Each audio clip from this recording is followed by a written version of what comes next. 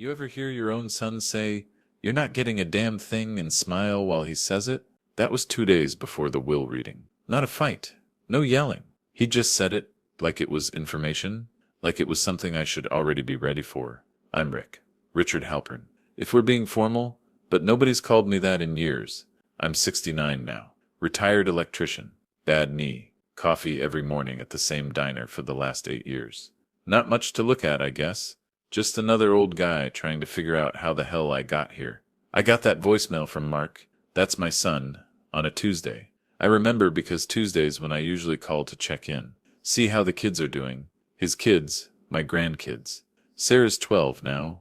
Little Tommy just turned 9. Dad, it's Mark. Look, about Thursday, the will reading. Just don't make it awkward, all right?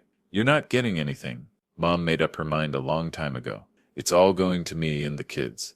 Just thought you should know before you show up and embarrass yourself. Embarrass myself. Embarrass myself? Like I was going to throw a tantrum in some lawyer's office. I listened to that message 3 times. Not because I didn't understand it. I understood it fine. I listened because I kept thinking maybe I'd hear something different. Maybe there'd be some, I don't know, some regret in his voice. Some acknowledgement that this was a shitty thing to say to your father. But no, he sounded tired. Irritated, even like he was doing me a favor by warning me. Where are you listening from, by the way? I'm sitting here in Indiana, looking out at the same street I've lived on for 15 years. Same neighbors, same trees, everything the same, except nothing feels the same anymore. Drop a comment. Tell me where you're at. Sometimes it helps knowing other people are out there dealing with their own version of this mess. Anyway, Lori and I were married for 32 years. 32 years. You know what that is? That's mortgage payments and arguments about wallpaper. That's raising kids and burying parents. That's thinking you're building something that's gonna last. We met in '78. She was working at a bank. I was doing electrical work for the building. She was, God, she was something smart, ambitious, had this laugh that made you feel like you were the only person in the room. We had Mark in '82. Everything changed, you know. In good ways, mostly. At first. But Lori, she wanted more than what we had, and I don't blame her for that. She went back to school when Mark was 10, got her MBA, started climbing that corporate ladder like her life depended on it. By the time Mark graduated high school, she was making 3 times what I was pulling in. I was proud of her. I really was. But somewhere in there, we stopped being Rick and Lori. We became roommates, I guess. Roommates who happened to have a kid together. The divorce was in 2014, 10 years ago now. She got the house. The nice one in Carmel. I didn't fight her on it, didn't fight her on much of anything. Really. My lawyer said I was an idiot, said I could have gotten more, but I wanted it over, and I wanted to keep things civil for Mark. That was my first mistake, probably. Thinking that being the bigger person meant something. After the divorce, Lori did well. Really well. Some tech startup she'd invested in. Early went public. Suddenly she wasn't just comfortable. She was rich, like stupid rich. The kind of money where you stop checking prices on things. $34 million. That's what she was worth when she died. 34 million. And there I was. Still living in my 2-bedroom rental. Still driving my 2008 F-150. Still clipping coupons for the grocery store. But I wasn't bitter about the money. That's the thing people don't understand. I didn't want her money. I wanted, hell, I don't know. I wanted to matter, I guess. I wanted my son to still see me as his father. Not just some guy who used to live with his mom. Mark changed after the divorce. Or maybe he changed before it. And I just didn't want to see it. He started spending all his time at Lori's. Started talking like her, using words like leverage and ROI in regular conversation. Started looking at me like I was less than. The first Thanksgiving after the divorce, I cooked a whole spread. Turkey, stuffing, the works. Mark said he'd bring the kids by. 4 o'clock. Came and went. 5, 6. Finally got a text at 7. At Mom's. Maybe next year. Maybe next year. I ate that dinner alone, put the leftovers in Tupperware containers, and stared at them in my fridge for a week before I threw them out. The next year, he didn't even pretend he was coming, but I kept trying. That's what you do, right? When it's your kid, you keep showing up. You keep calling. You keep sending birthday cards even when they don't acknowledge them. I helped him move apartments 3 times. Fixed his car when it broke down. Loaned him money when he was between jobs. Money he never paid back, but I never asked for it either. Because that's what fathers do. Or that's what I thought fathers do. Lori got sick about 2 years ago. Pancreatic cancer. The bad kind, like there's a good kind. It moved fast. Real fast. I called her when I heard. We hadn't talked in maybe 3 years at that point, but I called. I'm sorry, Lori. Yeah, me too.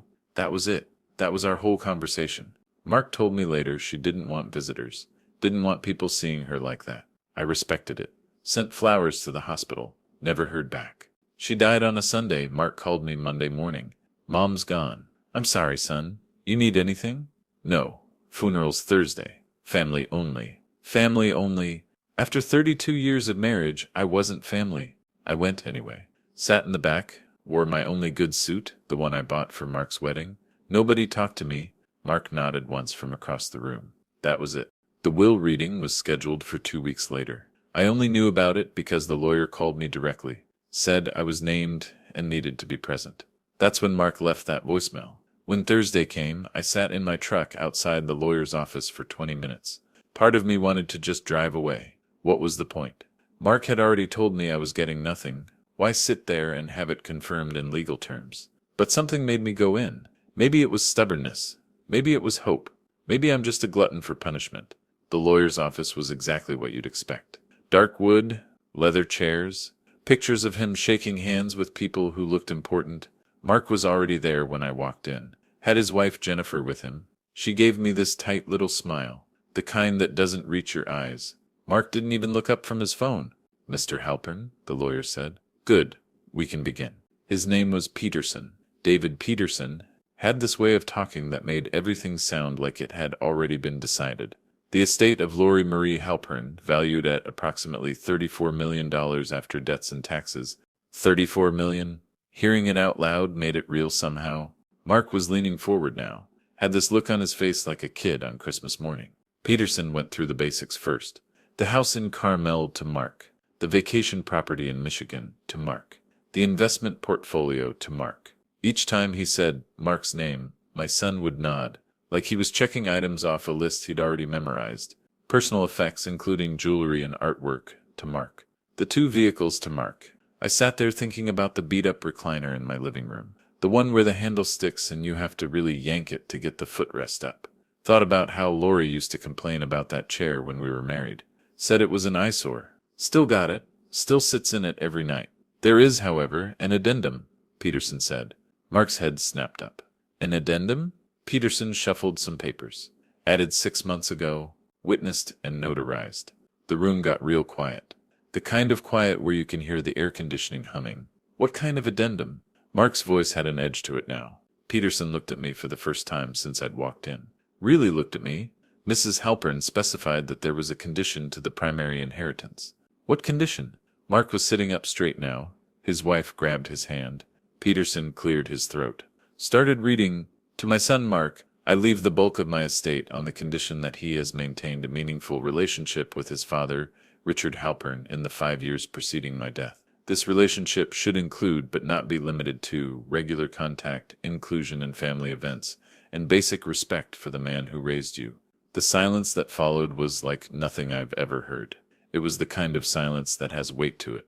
Mark's face went white, then red. That's ridiculous. She was sick. She wasn't thinking clearly. Peterson continued reading. If this condition has not been met, as determined by the evidence I have compiled and left with my attorney, the estate shall be divided differently. What evidence? Mark was standing now. Peterson pulled out a manila folder. Thick. Must have been 2 inches of paper in there. Mrs. Halpern documented everything. Text messages, emails, canceled plans. She has statements from neighbors, from family friends. She has... He pulled out a photograph. It was from Thanksgiving 3 years ago, the one where I sat alone. Lori must have driven by, must have seen my truck in the driveway, seen me through the window eating at my kitchen table by myself. She knew, I heard myself say. Peterson nodded. She knew quite a bit, Mr. Halpern. Mark grabbed the folder, started flipping through it. His face got redder with each page. This is entrapment or something. She can't do this. She could and she did, Peterson said. It's all legal. I made sure of that myself. So what happens now? Jennifer asked. First time she'd spoken? Peterson looked back at the will. In the event the condition is not met, the estate is to be divided as follows. 10 million to Mark. 10? Mark almost shouted.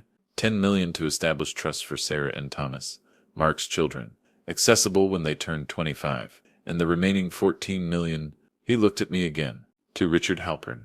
I think I stopped breathing, just for a second, just long enough for the world to tilt a little. That's not possible, Mark said. She hated him. They were divorced. She wouldn't. Peterson pulled out another paper. There's a letter. Would you like me to read it? Nobody said anything, so he started reading. Rick, if you're hearing this, then I'm gone, and Peterson is doing what I paid him to do.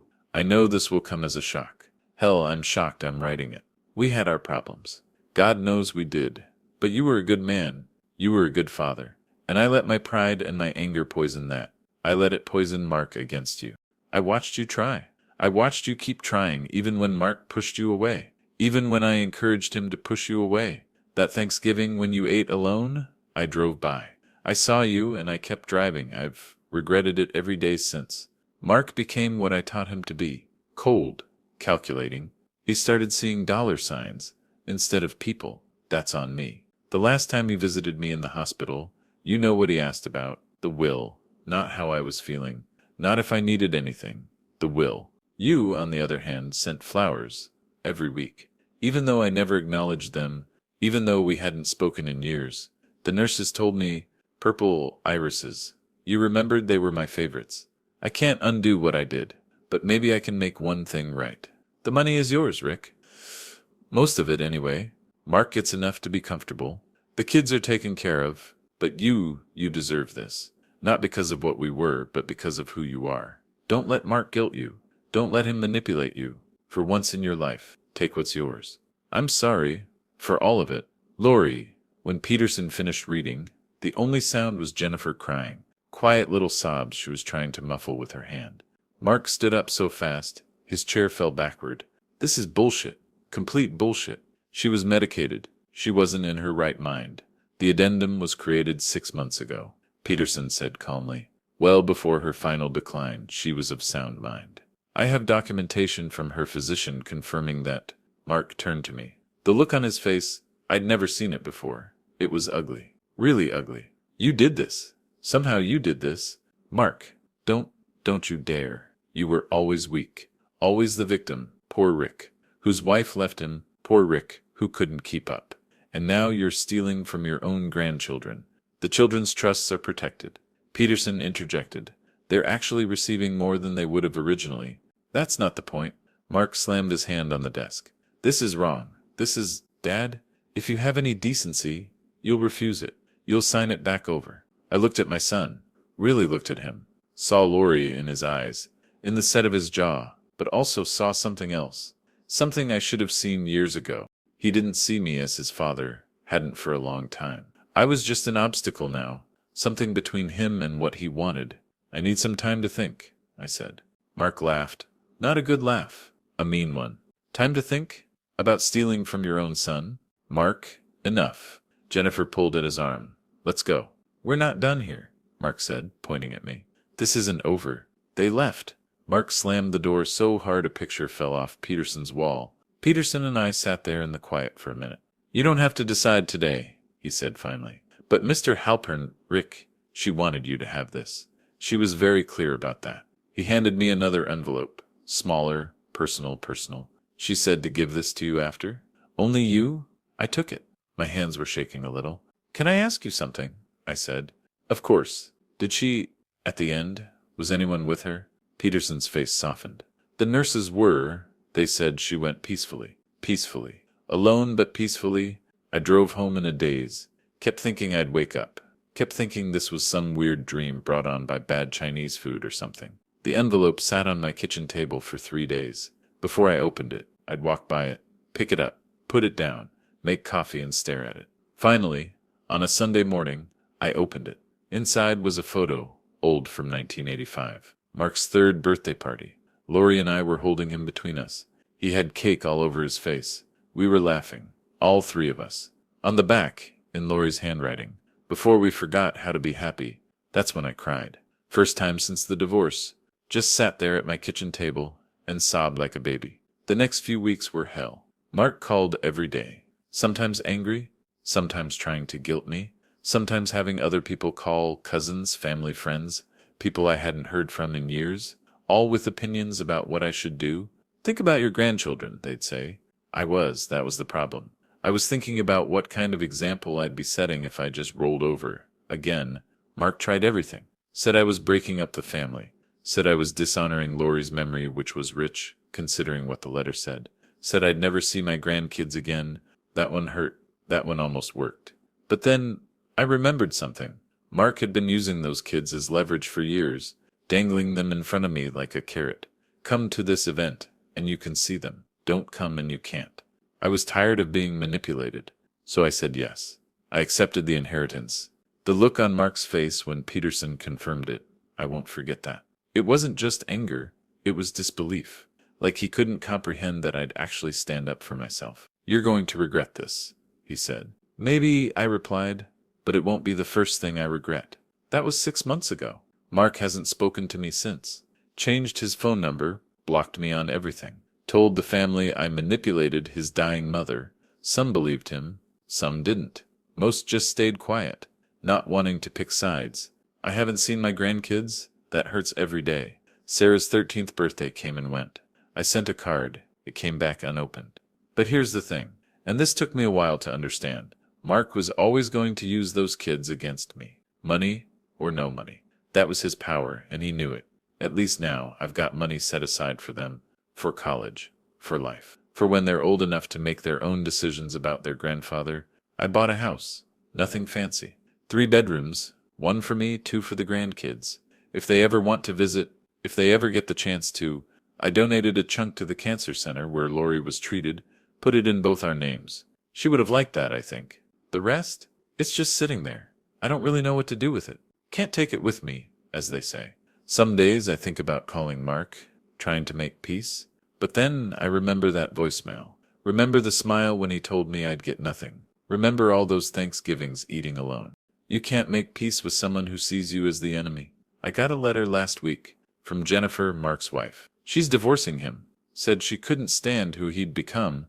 Said the way he treated me was the final straw, that she didn't want their kids growing up thinking that was okay. She said maybe, when the dust settles, she'll bring the kids by. Maybe. That's all I've got now. Maybes. I think about Laurie a lot. About what she wrote in that letter. About her driving by that Thanksgiving and keeping going. We both made mistakes. We both let pride get in the way. But at the end, she tried to make it right. That's more than most people do. There's a voicemail on my phone. Old from 3 years ago. My granddaughter Sarah. Love you, Grandpa. See you Saturday. We never made it to Saturday. Mark canceled. Some conflict with a birthday party or something. I keep that voicemail. Listen to it sometimes when the house feels too quiet. Wonder if she still remembers me. Wonder if she thinks I abandoned them. Wonder if someday she'll understand. The money didn't fix anything. Didn't bring my family back. Didn't undo the years of distance. If anything, it made everything worse. Made everything final. But you know what? For the first time in my life, I didn't just take it. Didn't just accept what was handed to me. Didn't try to be the bigger person while getting smaller and smaller. I stood up for myself, even if it cost me everything. Some nights I sit on my porch. Yeah, I got a porch now, and think about calling Mark. Think about what I'd say. How I'd try to explain. But then I remember he knows. He knows everything. Peterson showed him all the evidence. All the documentation of how he'd pushed me out of his life. He knows. He just doesn't care. Or maybe he cares about the wrong things. $34 million. That's what Laurie was worth when she died. But you know what she wrote in that last note? The one just for me? Before we forgot how to be happy. That's what all this is really about. Not the money, not the will, not even the betrayal. It's about forgetting how to be happy, how to be a family, how to be human to each other. Mark forgot. Maybe I did too for a while. But I remember now. I remember that birthday party. The 3 of us covered in cake and laughing. Before ambition, before divorce, before money meant more than Sunday dinners. I remember what we lost, and I can't get it back. None of us can. The lawyer, Peterson, called yesterday. Said Mark's been calling, wanting to contest the will, saying I exerted undue influence, that I must have been in contact with Laurie, manipulating her. It's almost funny. I hadn't talked to her in years, but Mark can't accept that his own behavior is what lost him that money. Has to be someone else's fault. Has to be manipulation. Never just consequences. Peterson says not to worry. Says everything's ironclad. Says Mark doesn't have a case. But that's not what worries me. What worries me is my son, the boy I taught to ride a bike, who I stayed up with when he had nightmares, who I cheered for at every Little League game. That boy is gone. Maybe he's been gone for a long time and I just didn't want to see it. In his place is someone I don't recognize. Someone who measures love in dollars, who sees relationships as transactions, who could smile while telling his father he's getting nothing. Lori did that. She said so in her letter. She taught him to be cold, but I did it too, in my own way. By not fighting, by not demanding better, by accepting scraps and being grateful for them. We both failed him. The money won't fix that. Nothing will fix that. But at least now I know where I stand. No more pretending, no more false hope, no more waiting for phone calls that won't come. Just truth.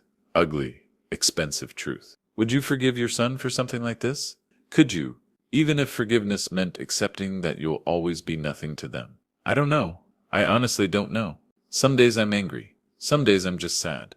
Most days I'm both. But every day I look at that photo. The birthday party. The three of us happy. And I remember that it was real once. We were a family once. That's what $14 million bought me. The confirmation that it's over. Was it worth it? Ask me in another year. If I'm still here. If I still remember how to answer. For now I just sit on my porch. Watch the neighbors walk their dogs. Wave at the kids riding bikes. Wonder if my grandkids still remember my voice. Wonder if they ever will again. The house is too quiet. Even with the TV on. Even with the radio playing. Too much space for one old man with a bad knee. And too many regrets. But it's mine. Paid for, no mortgage, no rent. Just mine. Sometimes that's enough. Sometimes it's not. Today it's not. Tomorrow? We'll see. That's all any of us can do. See what tomorrow brings. Hope it hurts less than today. But it probably won't. At least I can afford tissues now. The good kind. The ones with lotion. Lori would laugh at that. She always said I was too cheap. Too practical. Guess I showed her. Guess I showed everybody. Even if there's nobody left to see it. You know what the worst part is. Not the loneliness. Not the estrangement. Not even the guilt. It's the hope. Even now. Even after everything. There's this stupid part of me that hopes Mark will call. Not about the money, just to talk. To maybe try to understand each other. To remember what it was like before we all forgot how to be happy. But my phone doesn't ring. Hasn't in months except for telemarketers and Peterson with legal updates. Jennifer sent another letter. Said she's been thinking. Said the kids have been asking about me. Said maybe after the divorce is final. Maybe? There's that word again. My whole life is maybes now. Maybe I'll see my grandkids again. Maybe Mark will come around. Maybe I did the right thing. Maybe I didn't.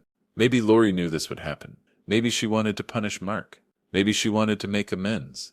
Maybe both. Maybe none of it matters. The sun's setting now. Indiana sunsets aren't much to write home about, but they're consistent. Same colors, same time, same feeling of another day gone. I should go inside. Make dinner, watch the news. Pretend everything's normal. But I'll sit here a little longer. Watch the light fade. Listen to the sounds of families having dinner together. Dogs barking. Kids laughing. Life happening everywhere but here. $34 million. And I'd trade it all for one more birthday party with cake on everyone's faces. But you can't buy your way back to happy. You can only remember that you were once, and hope that's enough. It's not, of course, but it's what I've got. That and a big empty house that echoes when I walk through it. Lori was right about one thing in her letter. I need to stop being the victim. Stop accepting whatever's handed to me. I did that finally, and it cost me everything that actually mattered. But at least I did it. At least I stood up. At least I said no more. Even if I had to say it to an empty room. Even if nobody was listening. Even if it didn't change a damn thing except my bank balance. I did it. And now, I live with it. Every quiet morning, every empty evening, every holiday alone. I live with it. Because what else is there to do? Tomorrow's Sunday. I'll go to the diner. Have coffee? Read the paper? Norman will ask about my family. I'll lie and say they're fine. He'll lie and say his are too. We'll both know we're lying. But we'll drink our coffee and read our papers and pretend that's enough. Because sometimes pretending is all you've got. Even with $14 million in the bank. Especially then. The porch light just came on. Automatic timer. I set it myself. One of the benefits of being an electrician, you know how to make a house look lived in even when it's not. Even when it's just you and your regrets and a photo from 1985. Time to go in. Time to heat up something from a box. Time to watch TV shows I don't care about. Time to stop talking to nobody about things that can't be changed. But you asked for the story, so there it is. The whole ugly truth of it. My son said I'd get nothing from my ex-wife's will. He was wrong about the money, but right about everything else. Because money isn't nothing, but it's not something either. Not when you're eating dinner alone. Not when your grandkids don't know your voice anymore. Not when your own son sees you as the enemy. It's just numbers in an account. Numbers that remind you every day of what you lost to get them. Would I do it differently if I could? I don't know. And that's maybe the saddest part of all. I just don't know. But it's done now. Can't take it back. Can't give it back either. Tried that. Peterson says it doesn't work that way. So I sit with it. Live with it. Wake up every morning and remember that I'm rich now. Rich and alone. Funny how those two words fit together so well. Lori knew that at the end. Maybe that's why she did what she did. One last lesson. One last truth. Money doesn't fix things. It just makes them permanent. And now I'm permanently here, in this house. With this money, with this silence. Waiting for maybes that probably won't come. But still waiting. Because what else is an old man with $14 million and no family supposed to do? Just wait. And remember when we knew how to be happy. Before we forgot. Before it all went to hell. Before $34 million showed us who we really were. Yeah, that's the story. That's all of it. Make of it what you want. I'm tired now. Tired of talking. Tired of thinking about it. Just tired. But tomorrow I'll wake up. Make coffee. Sit on the porch. And wait. For what? I don't know. But I'll wait anyway. Because that's what you do when hope won't quite die. Even when it should. You wait. And you remember. And you live with what you chose. Even if it echoes. Even if it hurts. Even if you won the money but lost everything else. You live with it. If you like this story, please like this video, subscribe to the channel, and share your impressions of this story in the comments. To listen to the next story, click on the box on the left. Thank you for watching.